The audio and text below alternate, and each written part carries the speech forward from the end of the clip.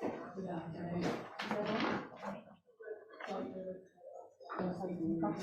Okay, good to know. Thank you all for coming. I know lunchtime is a time when you'd like to be probably dozing out in the sunshine outside, but we're really glad you could be here today because we have some incredible speakers. So we're really glad that you can be here today.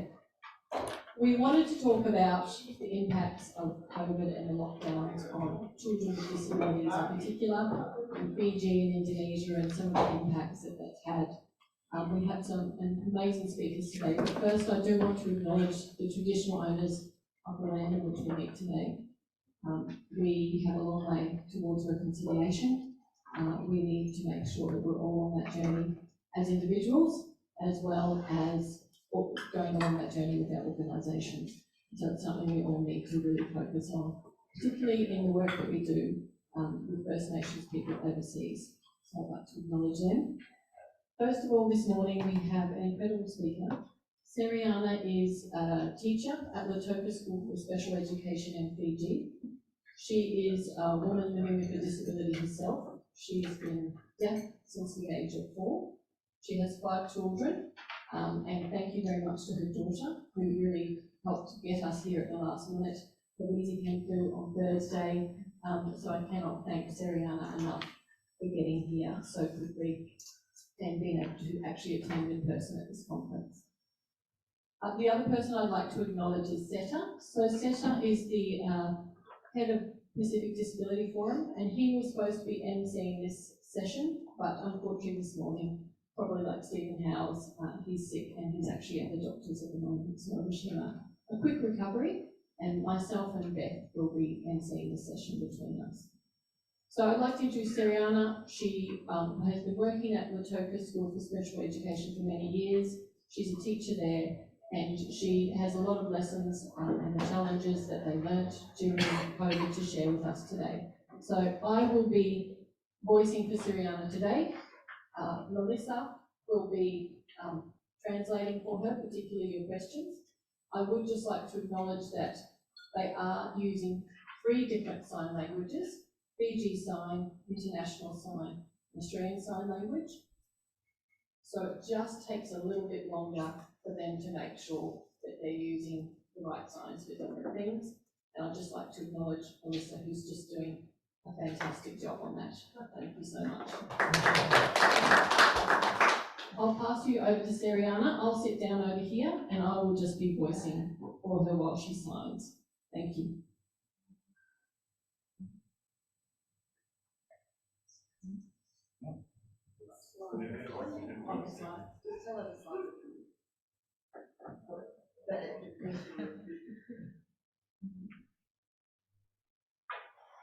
So she's talking about the lost, Sereana, I'm talking about the lost years of the COVID, the students with disabilities. Oh, next slide.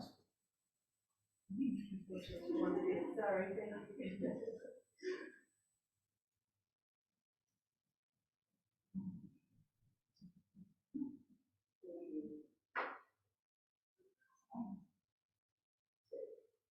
And the question we've been asked is, were the students with disabilities in Fiji forgotten? But they were not entirely forgotten. No. In fact, the teachers of Lautoka Special School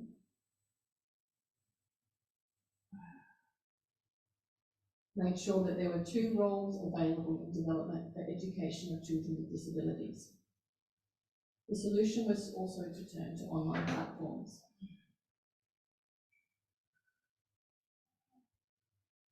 The government role was setting up education channels for students. These were often on YouTube channels, so they were online. But sometimes children with special needs weren't able to follow these mainstream channels, particularly children with special needs such as autism, children as well, children who were visually impaired or who were deaf. So the teachers at Lautoka School for Special Education realised that they had to approach this differently.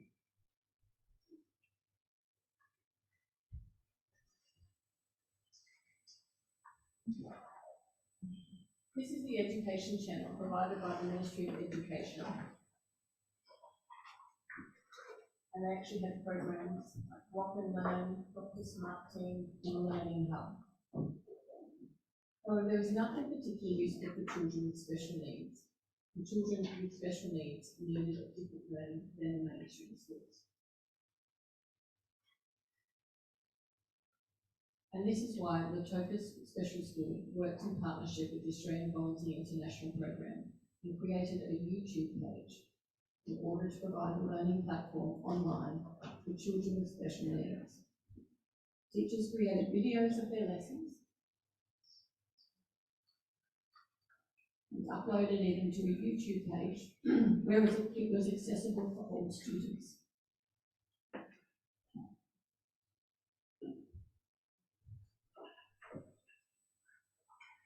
You can see there Sereana telling a story by video with sign language, so the children were able to actually follow the story on the YouTube page.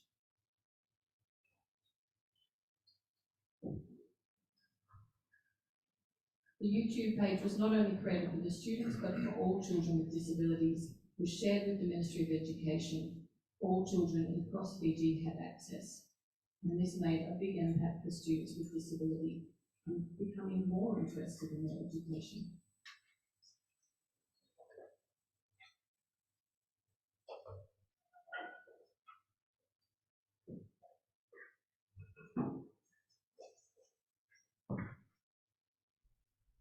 The parental role was very key. Luckily, there were frequent follow-ups between teachers and parents by phone.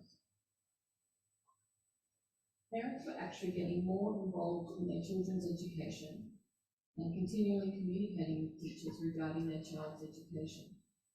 This positive response from parents was crucial, especially for the children with special needs. They also created different groups on social media, mainly Viber is used in Fiji, where parents could correspond with teachers and with other parents as well. Workshops were also provided through these groups, and parents would take photos of their work and upload it. And the overall response from parents was very good. And that's feedback from parents showing their children with their home-based activities. And you can see up the top there the Braille buttons that are used to help learn Braille.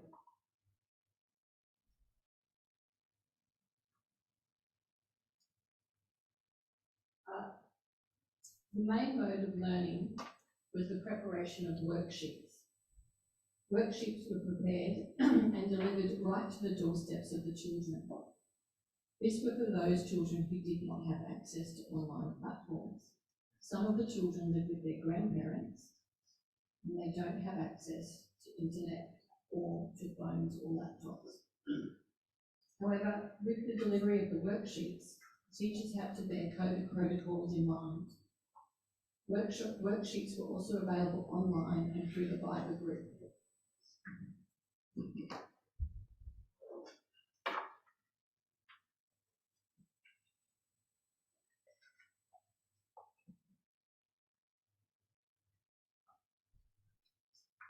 They also held Zoom classes, and it was thanks to the Australian Volunteer International Program who provided Lautoka Special School with the funds needed to get a Zoom license and launch other software programs like the YouTube page.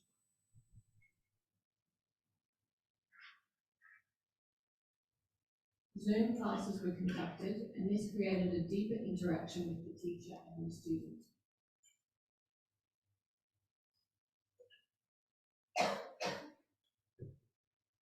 Since Zoom classes involved fewer numbers of students, the teacher was able to evaluate more closely and understand their student better.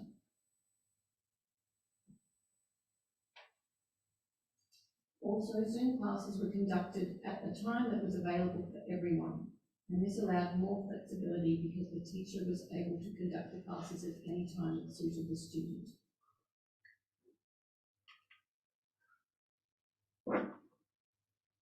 This is an example of one of the Zoom classes conducted with the students.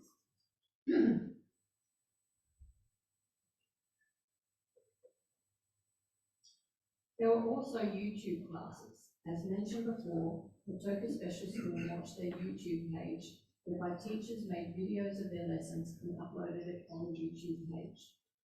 Teachers would use methods such as puppets in order to cater for the different skill set of all the children with disabilities.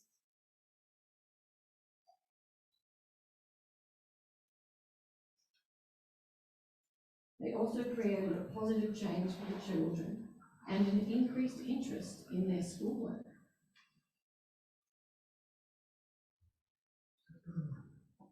However, as positive as this has been, there were many challenges that were faced. The COVID restrictions were difficult. Fiji had a nationwide lockdown, with police patrolling the streets to make sure people adhered to the lockdown. And this prevented parents from collecting worksheets for their children and stopping teachers from dropping off worksheets. However, after the lockdown was lifted, teachers who went to drop worksheets were then again at great risk of getting the virus. Some students could not be reached at all because they themselves had contracted the virus and were in quarantine.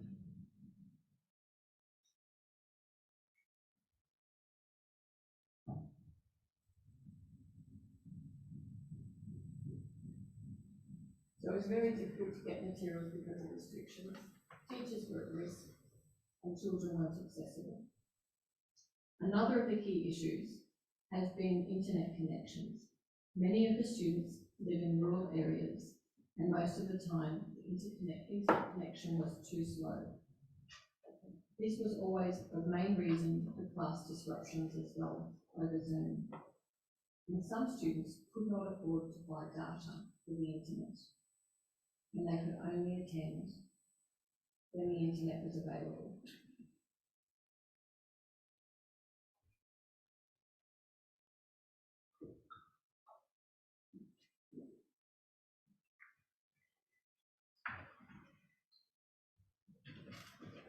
So Sereana and her fellow teachers learnt many lessons. One of those lessons was that for the main lessons, teachers must always be prepared with different modes of learning.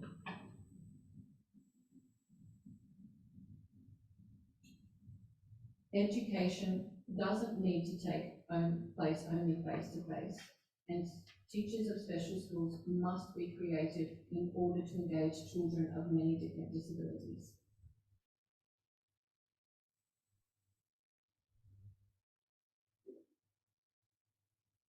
Since we all know that education does not only take place for face-to-face, teachers of special schools became very creative. That's all I have for you today. Thank you.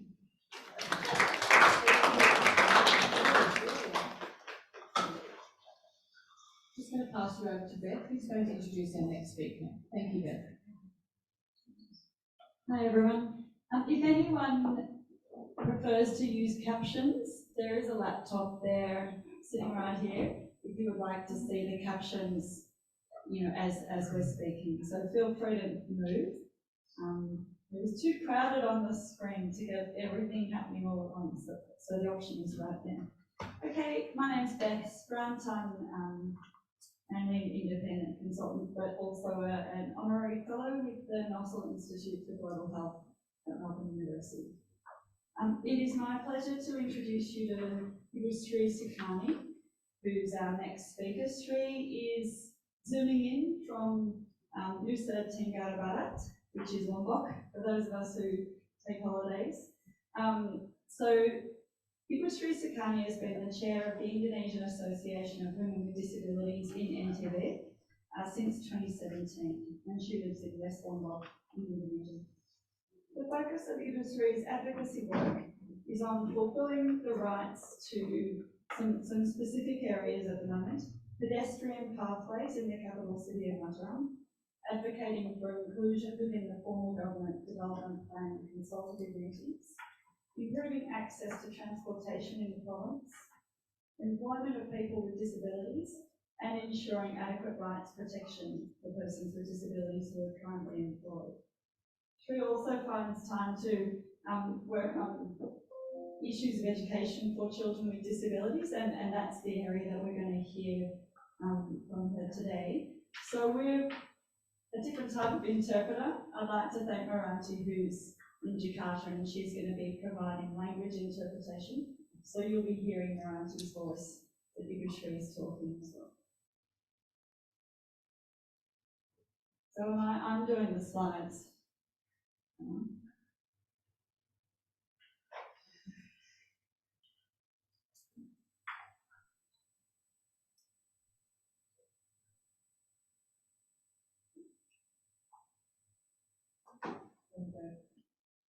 Your place, Silicon.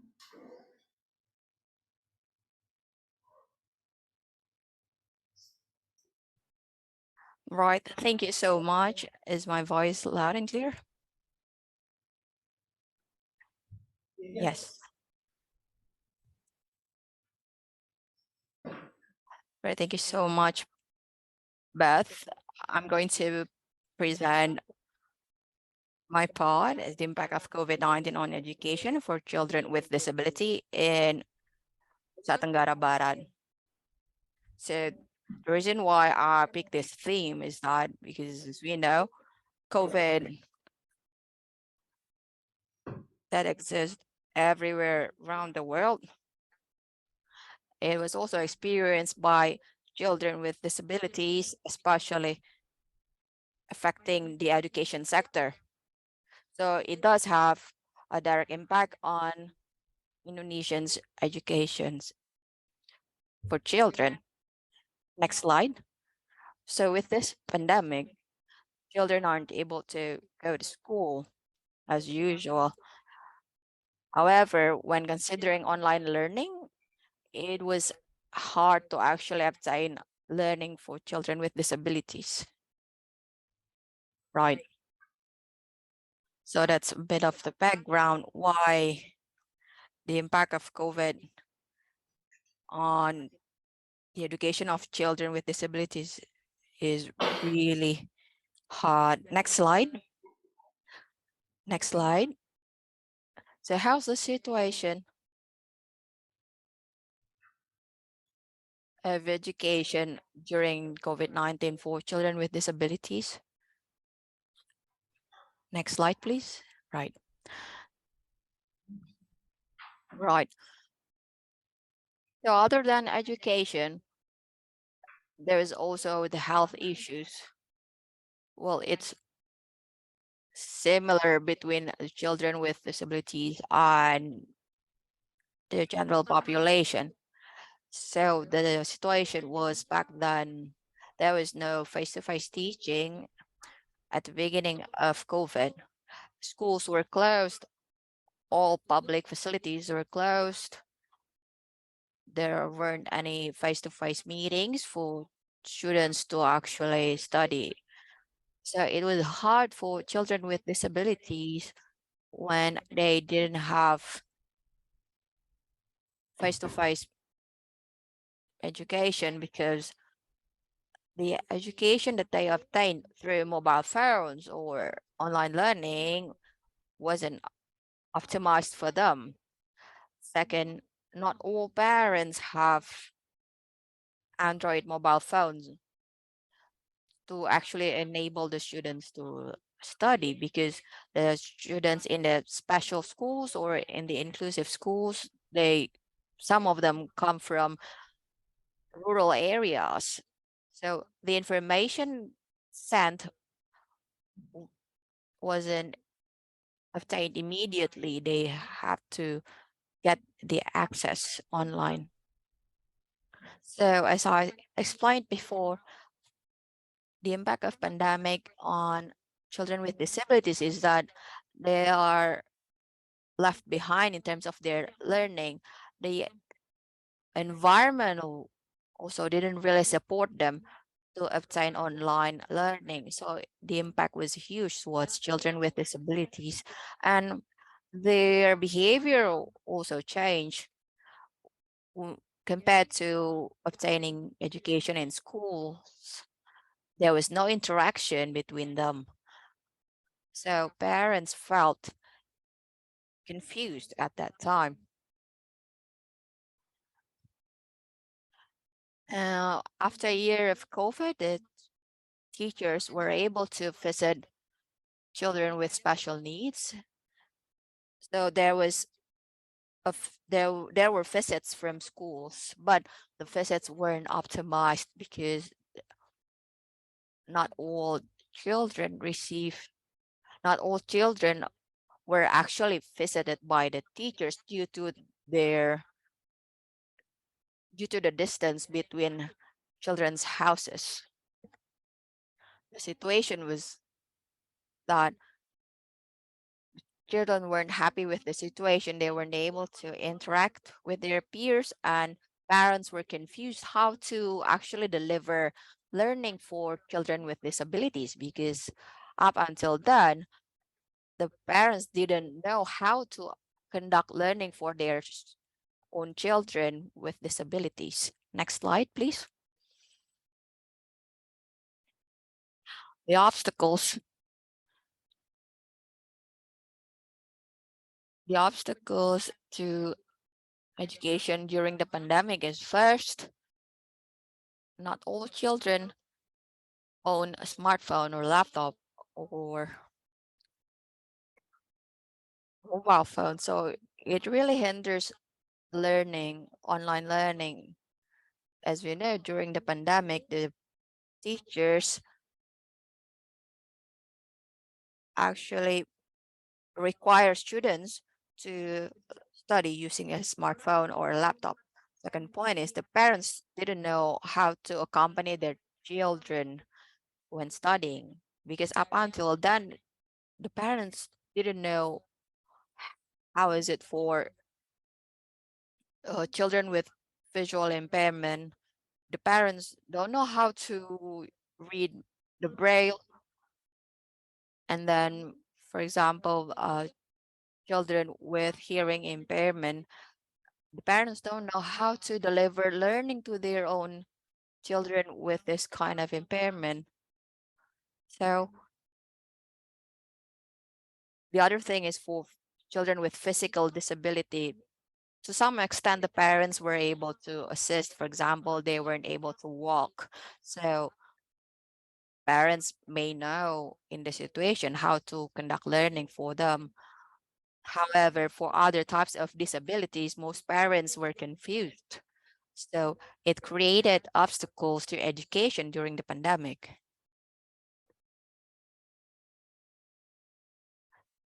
So lack of expertise to assist children with disabilities. Also, there were no expertise to conduct learning at home for children with disabilities. And then lack of visiting teachers. So the number of teachers were very minimum, and therefore the learning was minimum. Moreover, most materials were given online, so it's hard for children with disabilities to understand the materials only by looking at laptop or mobile phones. Also, considering children with autism, as you know, only the experts know how to deliver learning for children with special needs. So when the materials were given online, of course, they might find it hard to understand. So that's a bit of background how online learning were given for children with disabilities. Next slide, please. Next slide. Yes, right. The situation, of course, created, made some people or some institutions willing to provide support for learning for children with disabilities. Now, in our province, through Innovasi, there are literacy volunteers. So these volunteers actually educated the children and supported these children with disabilities and with learning difficulties. They tried to provide learning for the children during the pandemic. Here, Innovasi provided assistance to these students and teachers to provide support for children with disabilities. But beforehand, they communicated with schools for children with learning difficulties and children with disabilities. So after they communicated with schools, they obtained this number of volunteers. And then these volunteers provide assistance for these children for about 10 weeks, for examples, for learning how to read, how to count. So there was an increase by one level. For example, at first they only recognized letters. Now they are able to combine words. So these volunteers in total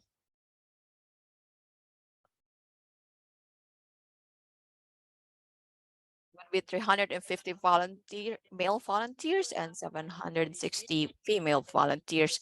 Some come from universities, village offices, and NGOs. Next slide, please.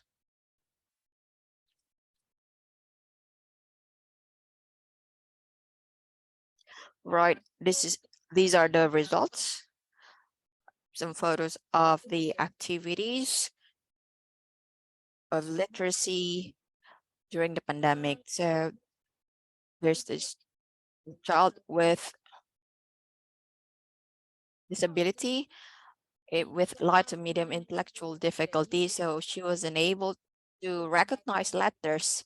Now, after the support given by the literacy volunteer, there is an increase in her ability. So now she knows how to recognize words. So back then she only knew some letters like A, B.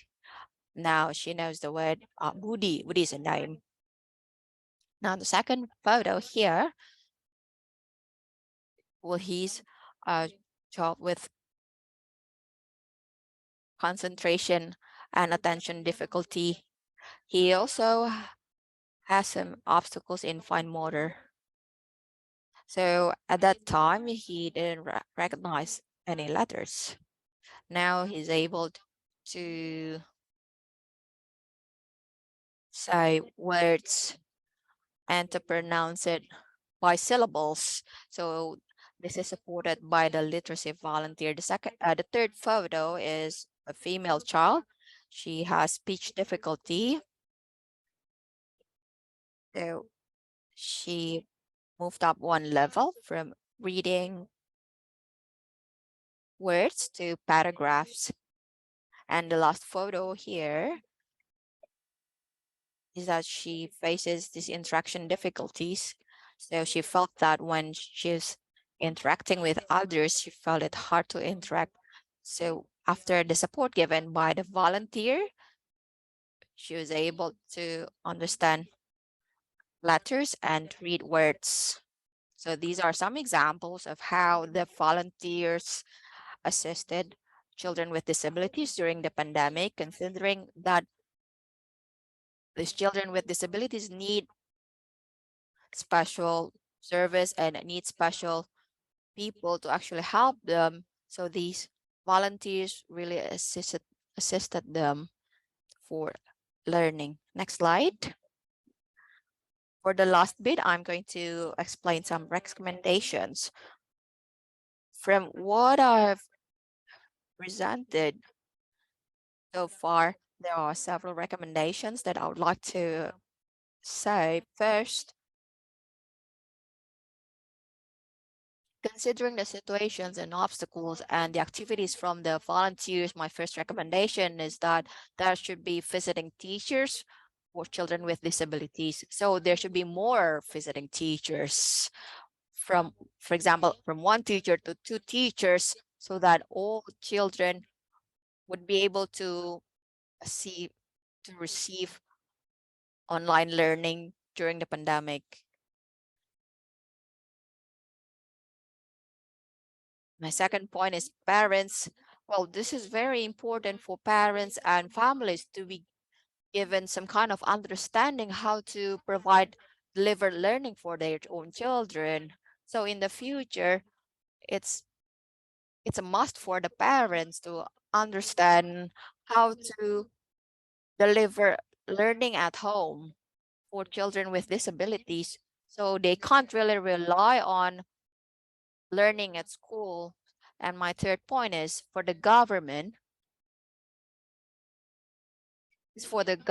to provide trainings for teachers so they could provide learning for children with disabilities during the pandemic, because not all teachers are able to actually deliver the materials online. So we can't rely on the volunteers. Teachers must know how to conduct learning for children with disabilities. And again, it's important for government to allocate some budget for trainings of the teachers, because these children with disabilities, when they have, for example, learning at home or learning in school, the teachers would be able to deliver this kind of learning. So thank you so much. This is what I could deliver to you today. Good morning.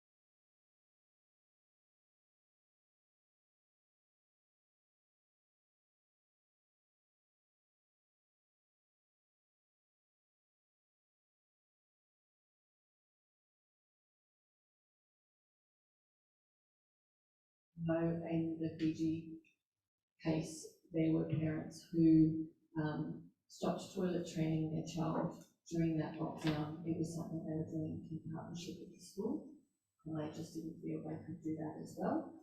So many of the children did go backwards during COVID in terms of they came back to school no longer toilet trained, or with other things that they had been working on now delayed. So it was a very difficult time for teachers and for parents. And having those volunteers in Indonesia would have been incredibly special for parents of children with disability, and particularly many of these children live with grandparents and relatives. Often the parents are away working or no longer around, and that can be particularly difficult for a big family. The next person I'd like to introduce, and probably the one person in the room that might not know who Ben Clare is, he's an incredible and passionate disability inclusion advocate. He has worked across Australia and the Pacific and the rest of the world for over 20 years. When you go in country with Ben, it's like you're walking in with a rock star. I almost have to be like his security. But he is so welcome at every airport across the Pacific. Everyone knows Ben. All the students in those countries and the adults with disability have benefited from Ben's experience and advice over the years. He is incredibly welcome across the Pacific and has an incredible in-depth knowledge of disability inclusive education and other aspects of disability inclusion in the Pacific and Asia. Ben, I'm going to pass you the microphone. Thank you. Hope I'm facing the right way. Yeah. That's a good start, isn't it? Thank you so much, Michaela, and also thank you so much to Shri and to Sereana. Really great hearing your experiences, and it's quite positive to hear, even with all those negatives that were happening, that learning didn't come to a complete standstill. which is wonderful. I certainly don't want to focus too much on the negatives, but I would like to relay some of the experiences that I had working with people with disability in Fiji and other parts of the Pacific during the COVID-19 pandemic. Excuse me. I was in Fiji when the pandemic started, or at least when the lockdowns first started, and it was a terrifying experience for everyone involved. That followed really 2 years of constant contact with parents, teachers, and others that I knew that worked with people with disability around Fiji and other places. And the picture, to be honest, was quite grim. There were instances where education definitely did come to a standstill, where all of the things such as internet, braille, and other things that were needed to work with people with disability in pandemic times were not available, and resulted in some consequences that are really still trying to be understood. And I know there's a lot of research going on around the world at this time about the effects of education, of a lack of education or disrupted education on children, whether they be with disability or otherwise. So to really set the scene where it all started for me in this regard, I was in Fiji, it was early March 2020. I'd heard about the coronavirus, but thought, oh well, it's not here, so I'm safe, everything's good. I was running a course in how to repair braille machines at the Fiji School for the Blind in Suva. And everything was going along really nicely. Fiji was preparing for the rugby season. That was all everyone was talking about. I had to get them off that subject so we could do our braille classes. And I heard on the news, on Fiji One News one night, that in Australia we were all going crazy over toilet paper. And I thought, this is ridiculous. And all the Fijians were laughing at us going, what are you doing in Australia? What's going on about this toilet paper business? Well, within a week, the first case had been announced in Fiji, and within hours, and I mean hours, every school was shut down, the shops were empty, and those of you who are in Fiji will know what I'm talking about, what chaos it was on that particular day. There was absolutely no preparation whatsoever at the start of this. We didn't know when schools would resume. I had to leave Fiji in a great hurry because they said the borders were closing. So I was lucky to get home. But instantly there was mass confusion over what was going to happen in schools.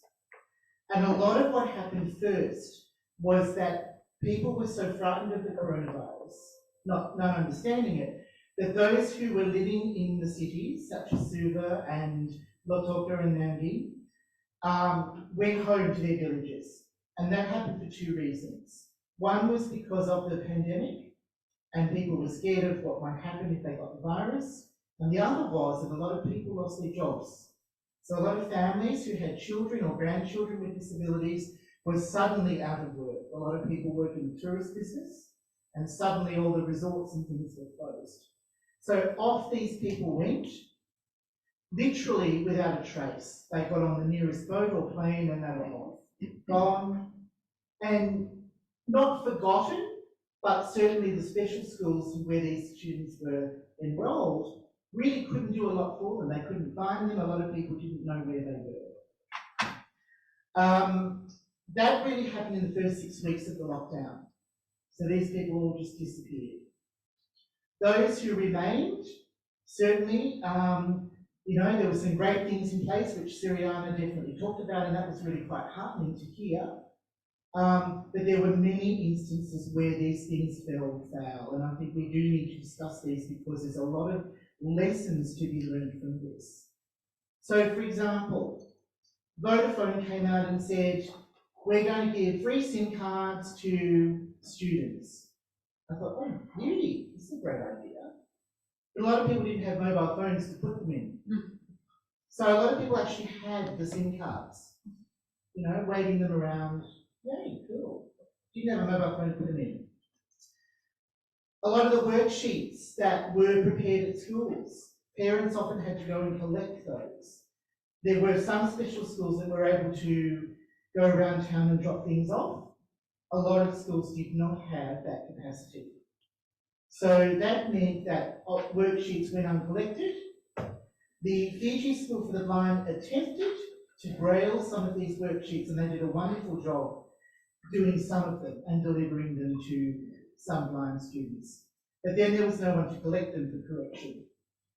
What I also found from a lot of parents I spoke to was that they felt inadequate, that they couldn't educate their children. Some thought it wasn't their job to educate their children, but most were so worried that they would get it wrong or that they didn't know what their child was doing. They'd take one look at the worksheet and say, this is all double Dutch to me, I don't understand it.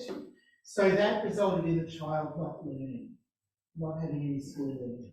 On a positive side, I did notice that there were students who were adapting what's called the expanded core curriculum. This happened in a lot of village settings, so children in villages that were not necessarily completely locked down, so they may have been quarantined from the outside, so people couldn't get in, but there was free movement within villages. A lot of the students with disability, a lot of people with disability were integrated into village life. So there were people that were making, like weaving mats, going fishing with their fathers and so forth.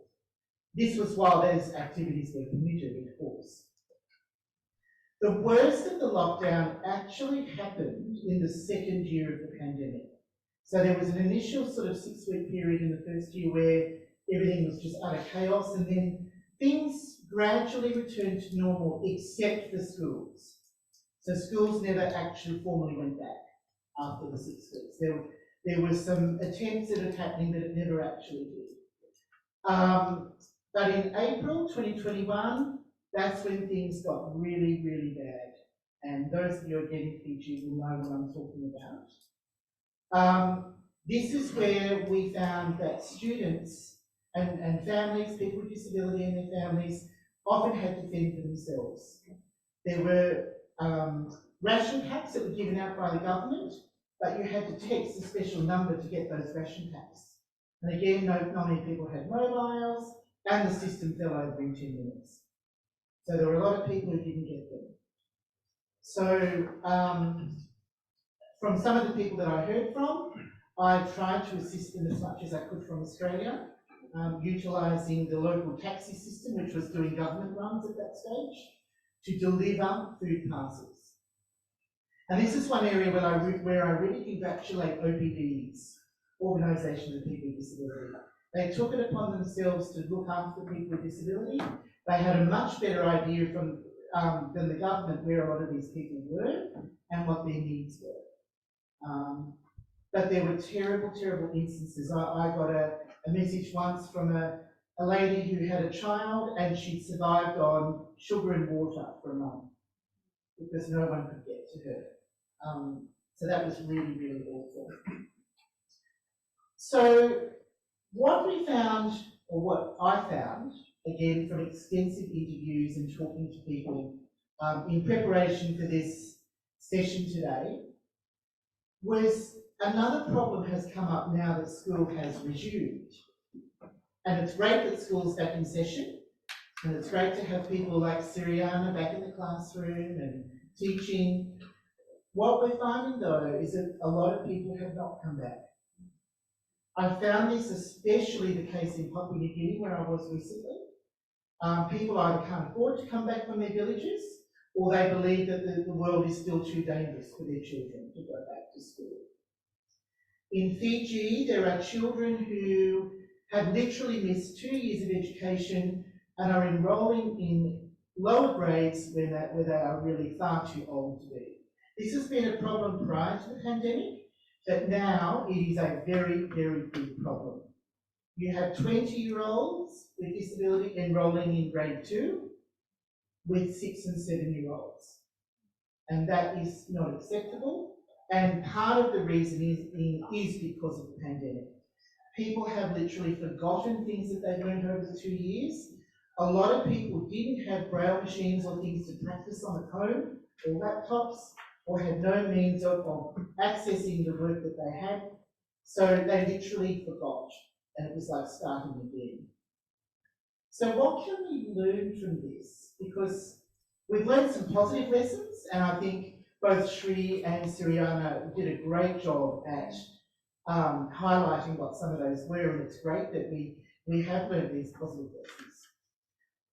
The first thing I think we need to do, and this reverts back to those of you who may have been at the Disaster Risk Reduction Conference in Brisbane earlier this year, will recognise, have people with disability at the consultation stage when you're doing preparedness planning, and this refers to the pandemic.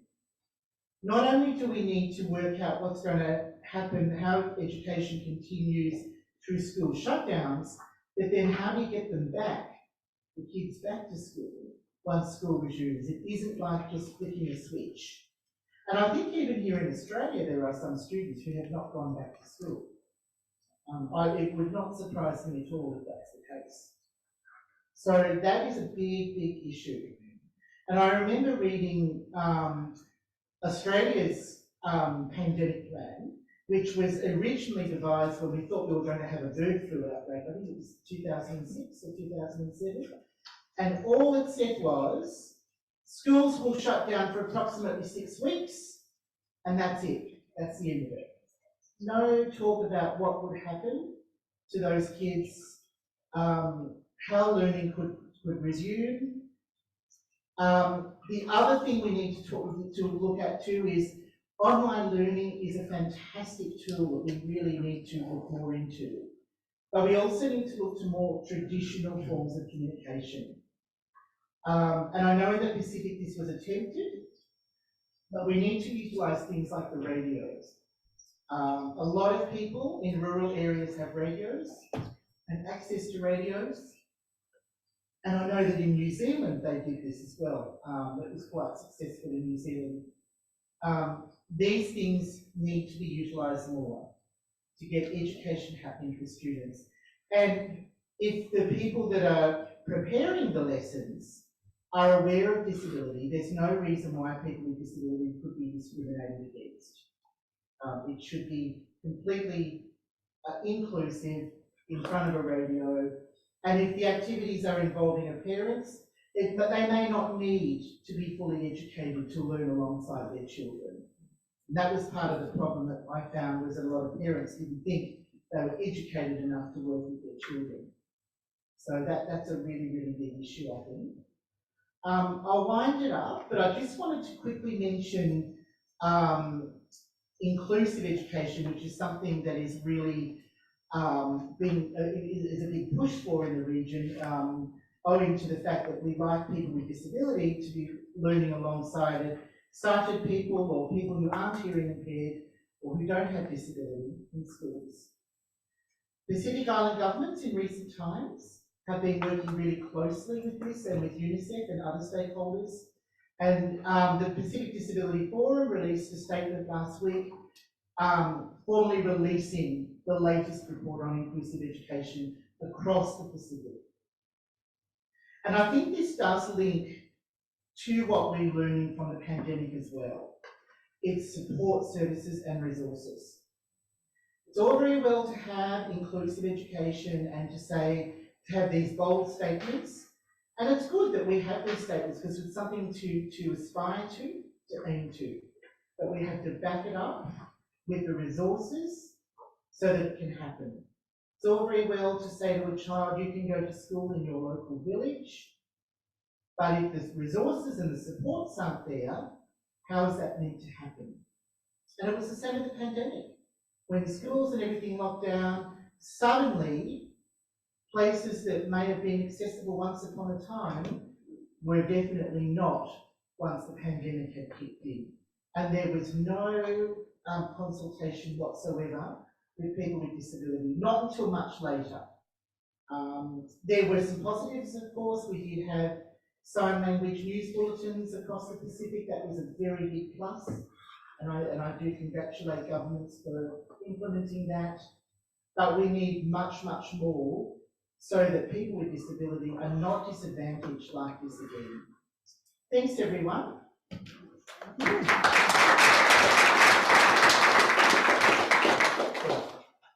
Thank you, Ben. That was fascinating to hear those three different areas across the Pacific and Indonesia, and how much we can learn from them.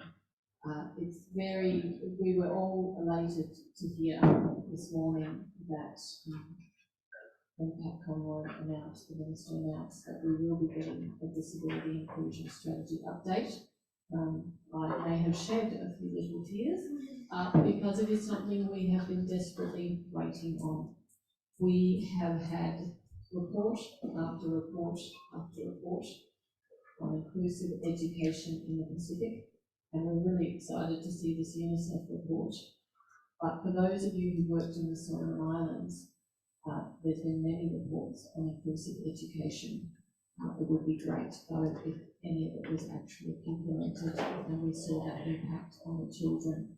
So wonderful to see the reports. We're really hoping that this strategy will actually drive NGOs, managing contractors and donors to really focus on including people with disability at the design, in the implementation, and in the lessons learned. I would really love to pass the microphone over to Beth now, because I know we've got lots of questions, and it's a shame Seta isn't here because he also can provide that PDF overview, but I'm sure between Sereana, Yugishri and Ben, we'll get some really great responses. Thank you, Ben. Thank you. I thought I might just, before handing over to you for questions, just represent, so Setareki Macanawai, as Mikhail mentioned, the head of Pacific Disability Forum. It's a real shame. For those of you who know him, it would have been really lovely to have his wisdom at this point and his reflections. Perhaps I'll just guess as to why he might be unwell today. He's just come back from COP27.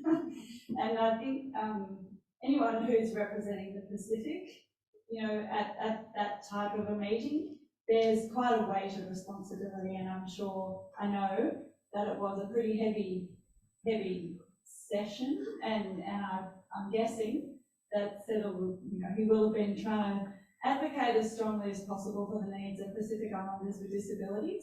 And those of you who've been tracking, you know, the outcomes of the COP27, you know, there's a little bit more that perhaps should have been done at that meeting. Anyway, so I think I just want to, you know, respect all of the work that the organisations of people with disability are working across all the sectors and trying to advocate in as many ways as possible.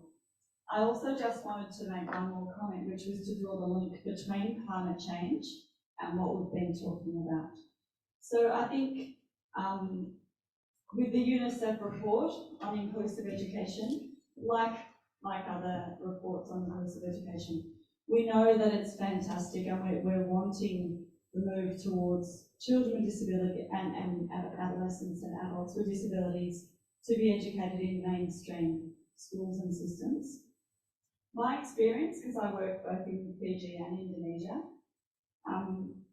was that the children who were in mainstream schools, the children with disabilities who were in mainstream schools, were actually more disadvantaged than the children with disabilities in special schools.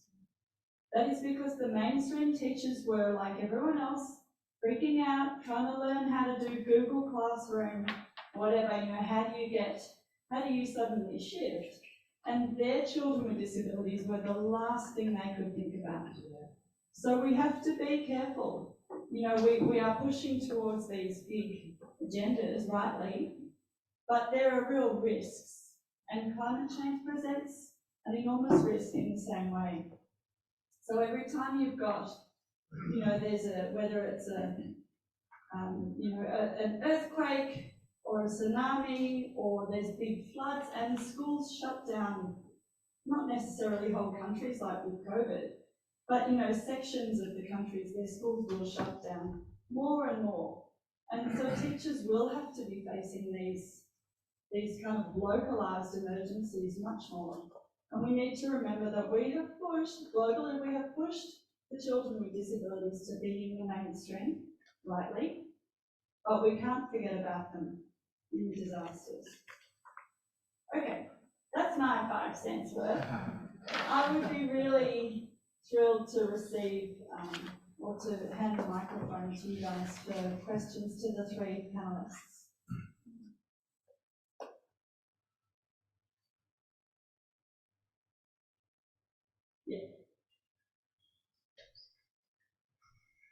Thank you so much for both of your presentations and to the panelists who is presenting online. It was fantastic to hear about your experiences in a different context. I'm Kara. I work on education technology programs, so I'm especially interested in what you think are the barriers now instead of that context of emergency going forward. What do you think the barriers will be to using education technology to increase access for students with disabilities, and how might we approach these differently to take these lessons learned forward? I think I was just clarifying the question. Is that specifically relating to online sort of forums or more broadly? I think for I would be happy to receive both answers, but I'm especially interested in the online. Can I just check in with, it was 3. Are you getting this translated as well? Because you're very welcome to respond to that question as well. So. Yes, I did hear the question.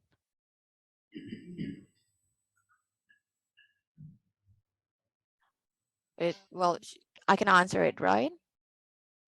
Okay, why don't we go first to Ibusri? Right, so in terms of difficulties in using technology, not all parents understand how to deliver and how to use the technology itself for children with disabilities. And we also need to consider the economic status of the family. Some families couldn't afford buying phone credits to get the internet access. So it has become a challenge until now, how these families couldn't use technology, and we could also need to consider the network in some rural areas. Thank you. So Sereana, we'll go to you next. Yes, well, I would just echo what's just been said. Sorry, one more point. Sorry. Sorry. Right. Okay, May I? One more point. yes. There has been some kind of misuse when children were given internet quota for education, and this Android technology, sometimes it's misused. So instead of using it for studying, they use it for playing games. That's all for me. I think you're just representing every parent in the world. Okay, Sereana.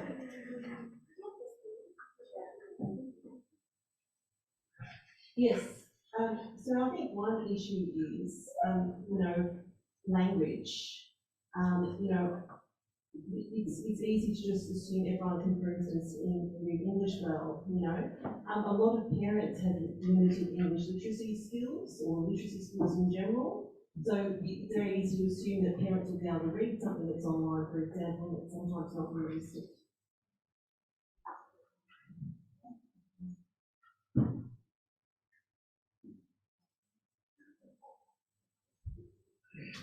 Ben, did you want to jump in on that? Or? Yeah, sure, just very quickly. I think it depends on a couple of things. Depends on every disability is different, so they have different accessibility needs, so you need to make sure that whatever software was being used was accessible for everyone. And also you have to have the devices, you have to have the equipment to run things like Google Classroom and other things. So that's a really big issue, is getting access to equipment. Some areas have limited, if no power supply. So I think a lot would have to be addressed before we started really relying on technology as a blanket thing for education. Certainly we should be using it, but as a blanket rule, we've got a long way to go before we can actually do that, I think.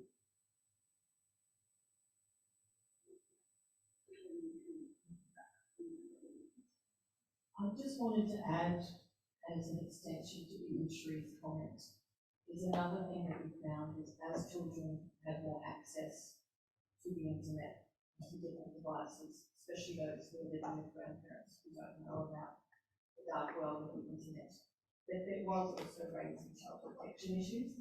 So that essentially is key in making sure that the systems we set up for kids are safe. And Ben and I certainly saw that firsthand in Fiji, that children were accessing systems that their parents and grandparents don't know about. Okay, any other questions? Yes.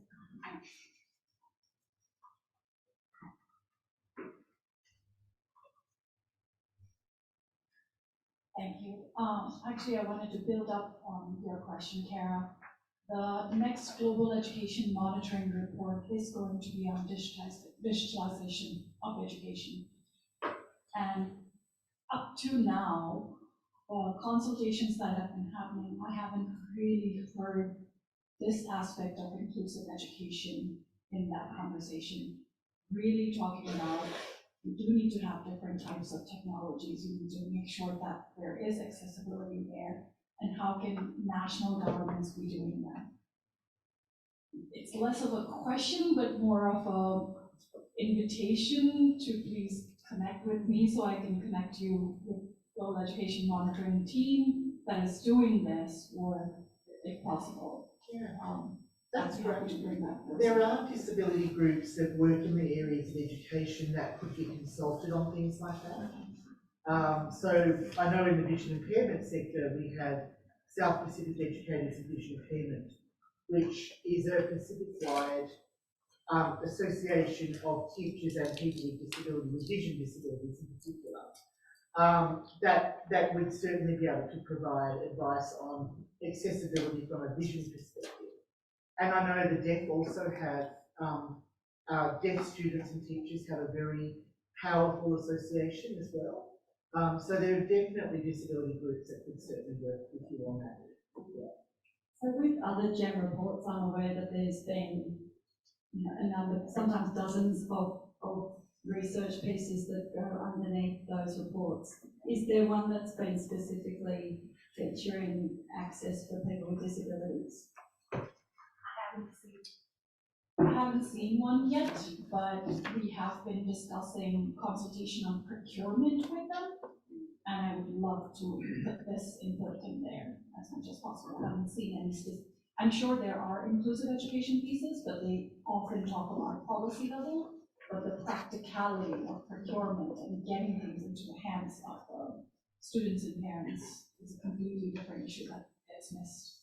Great. All right, well, we'll hunt you down. I am aware that the International Disability Alliance, am I getting IDA's acronym right?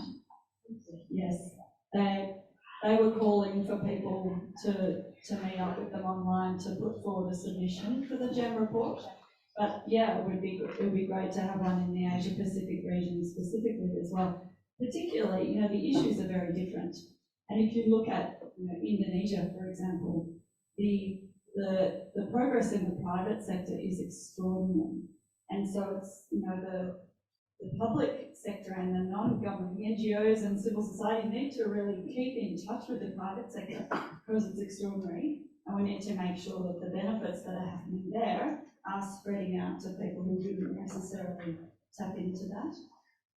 Okay, everyone. Sereana just wants to add to that, sometimes it can be easy to assume that technology, etc., is not currently available to support the inclusive education. In some cases, inclusive education does involve high level technology. So for example, the example Sereana gave was providing pictures almost putting everything in writing. I mean, that's something which is well within our ability to do right now.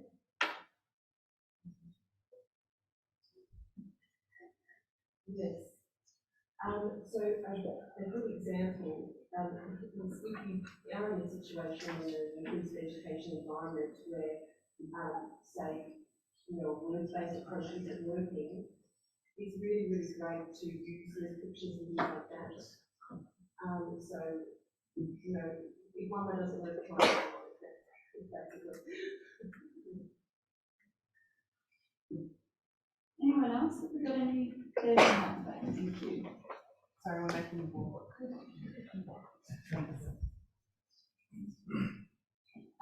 It's really clear that there's been a tremendous amount of challenges that have arisen from COVID. But it also sounds like there's been some opportunities to provide some really targeted supports to children with disability in education. I'm just interested to see both the Indonesian and the Fiji context, whether or not any of those have been maintained after COVID.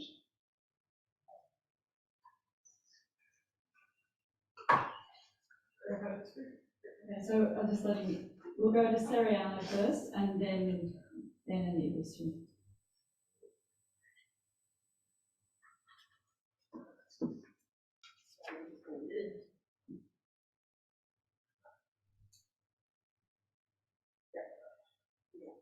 Sereana saying in her case, a lot of the work she did has continued post dramatic phase of COVID.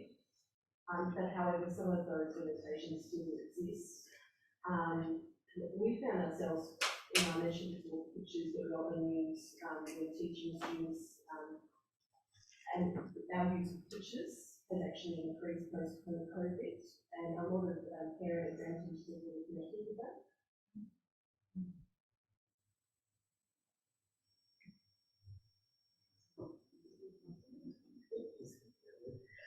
Yeah, that's a really good question, and hopefully things will continue. From what I've noticed too, and that's great what Sereana is saying. I think that's very encouraging. I haven't seen this so much working with blind and vision impaired people. It's been really back to traditional learning as it was prior to COVID. The number of devices and that are now available, and that in Fiji and other places, has decreased because of the worldwide shortages and so forth, and the incredible expense of getting equipment into these countries. So it's actually proving to be a bit of a challenge to keep some of it up, even though I think we should. Having the devices and the equipment available is becoming a very major issue, I think. And Ibrahim, did you want to respond to that comment about have any of the good things that we've seen happening, have they continued? Beth, sorry, can you repeat the question? So some of the good things that we heard about happening as a result of COVID, the volunteer program that happened in NTB, other things that might have been positive for children with disabilities. Has any of that work continued now after the schools have opened up again?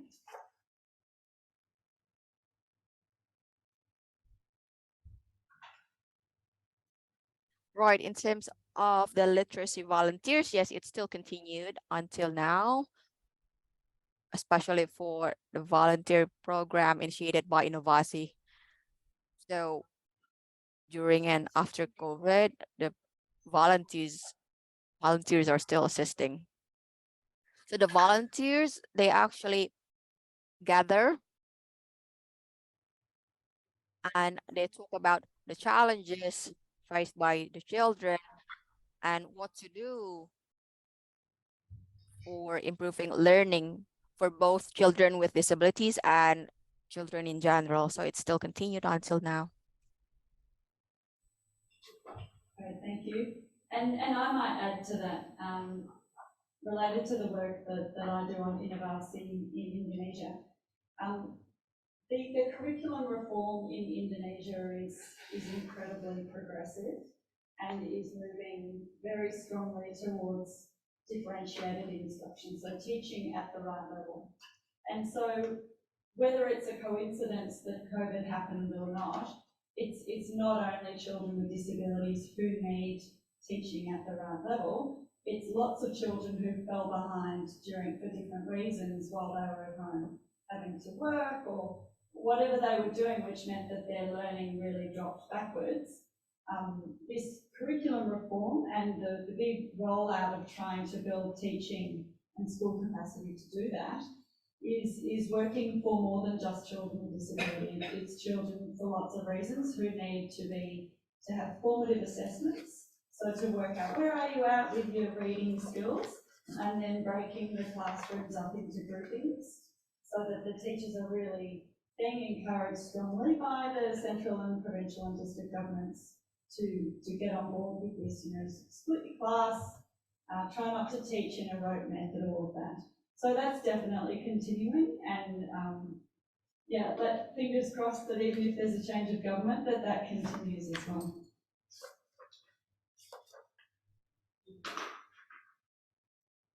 Just to add to Sereana's comments from earlier, she was saying in the case of Fiji, it has gone back to face-to-face learning.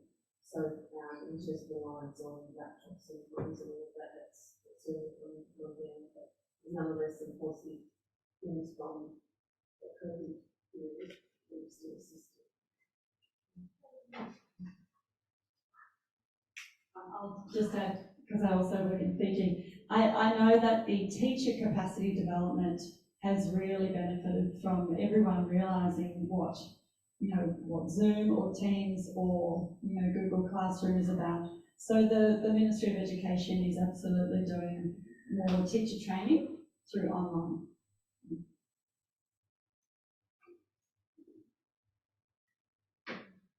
Yeah. Okay, Matt. Yeah. I'm first.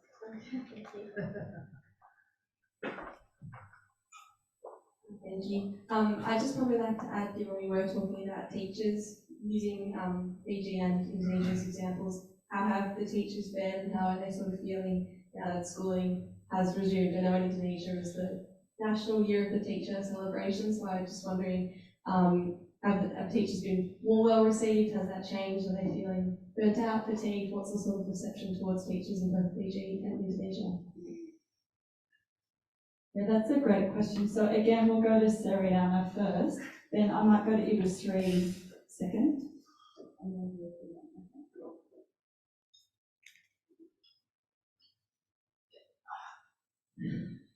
Yeah, so obviously it was quite a challenge for teachers, and they did definitely need that support, but teachers work together. You can see all the way people in their community able to support each other. The teachers support each other, which was really nice. And a lot of cases, fellow teachers became like brothers and sisters, so it was nice. Sometimes I would get stressed out, and I would reach out for that support from other teachers if I needed to. So, it's just about sharing that load and working to help each other. If you do work, it's almost like this one big family, you can do it. Sereana would be the most positive person I've ever met. I love it. It's so cool. So, Ibus3, did you want to make a comment about how do you think teachers are going now that school is back and life is getting back to a bit of normal? How do you think the teachers are going?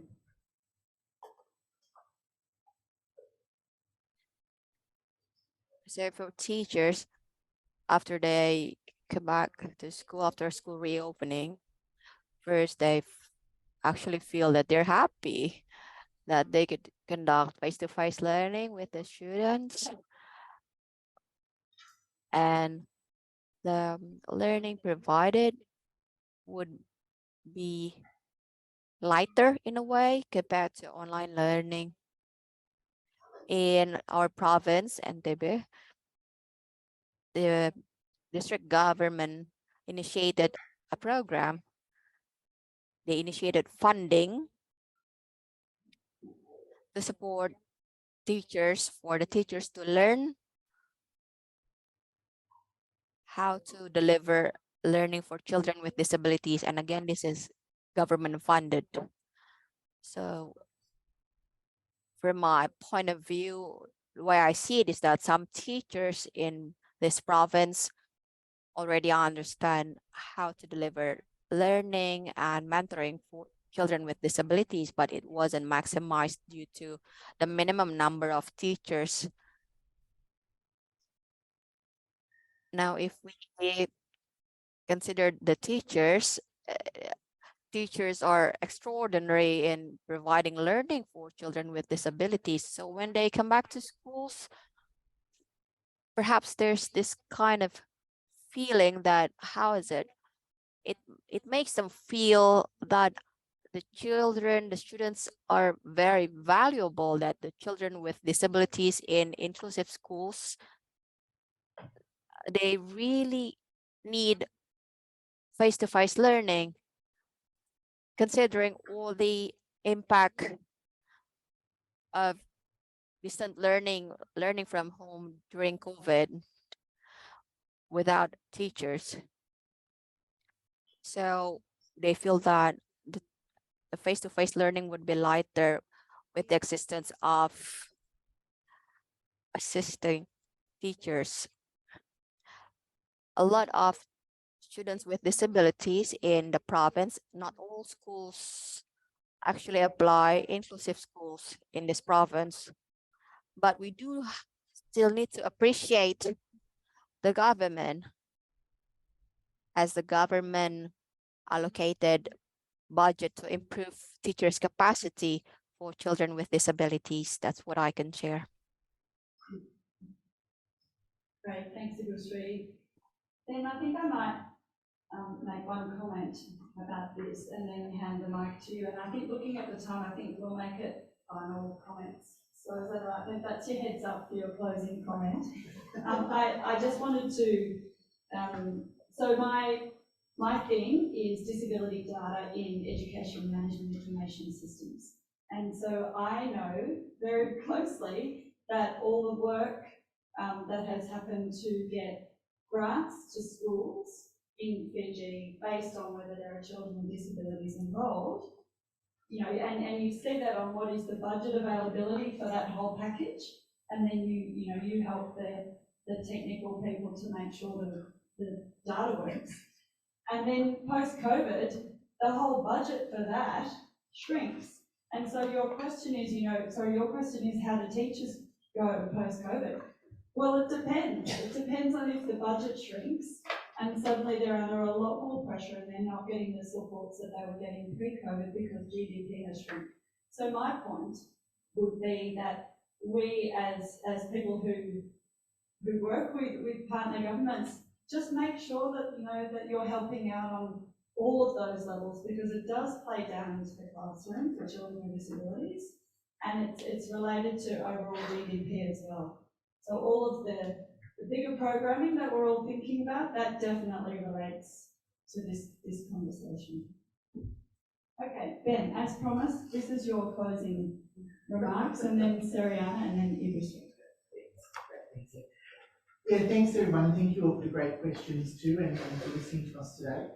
I think really just trying to sum up, I guess, from my point of view, is that as with everything, there are positives and negatives. We've heard some wonderful positives today, and some terrible negatives about what happened during COVID. It's good to reflect on it. It's really good to learn from it. That's the best thing. We definitely, though, I believe we have to do better moving forward. International development in general has really declined. We've gone backwards as a world, I think, since COVID, and we are now really trying to claw back the gains that we have won as people with disability. I really believe that we do now have to try and claw those gains back. I think we will, but it is a long process. Education is a really key part of it. If we don't have health and education, then we've got nothing.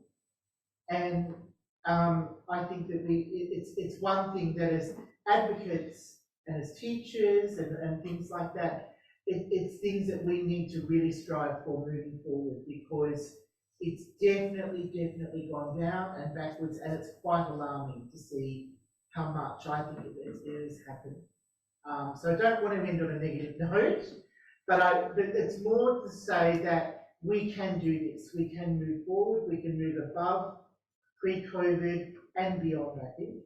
And again, congratulations to the government on the disability strategy. I'm quite excited about that.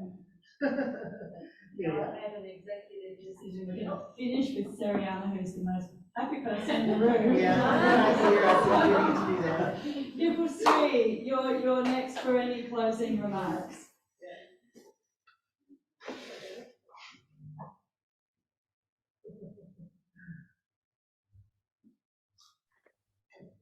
Well, thank you.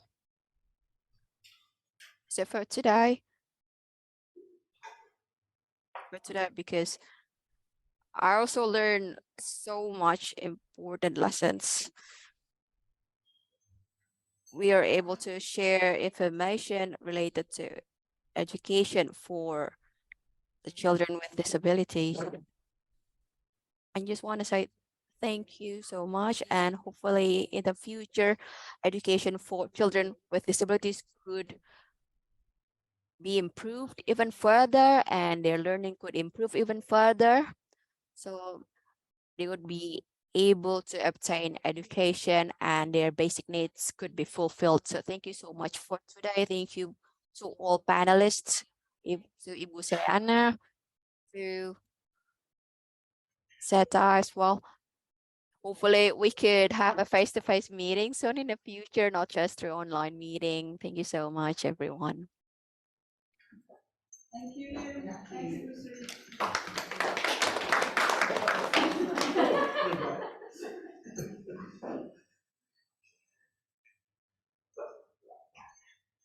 Yes, so just with regard to funding, I sort of think that we really need to work. Obviously, it's incredibly important to have funding, but we can't have blue sky thinking when it comes to funding, and we need to work with what we've got, and we need to continue to stay positive and keep on going regardless of the circumstances we find ourselves in, be it COVID or other disasters around the world. We'll keep on going.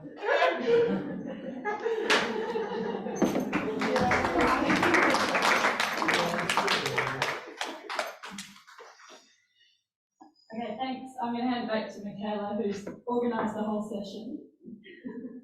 Thank you so much, and thank you all for attending today. And I really hope that you take away with you that who's missing in the room when we're having these discussions about design and the incredible in-depth experience that we have amongst the disability community. And in particular, I know Seta says we don't need to invite us to your table because we're coming. You don't let us sit at your table, we'll build our own table. So those are Seta's words. It used to be very much nothing about us without us, and now it's very much nothing without us. So DFAT in particular has supported and built up amazing disability advocates in Australia and the Pacific, and now they're paying the price of that because we have those incredible, articulate, well-resourced advocates who are now holding on to account, and we now have our disability strategy, and we're incredibly thankful for that, and thankful to the disability community for that. Thank you everyone for coming today. We really appreciate you being here.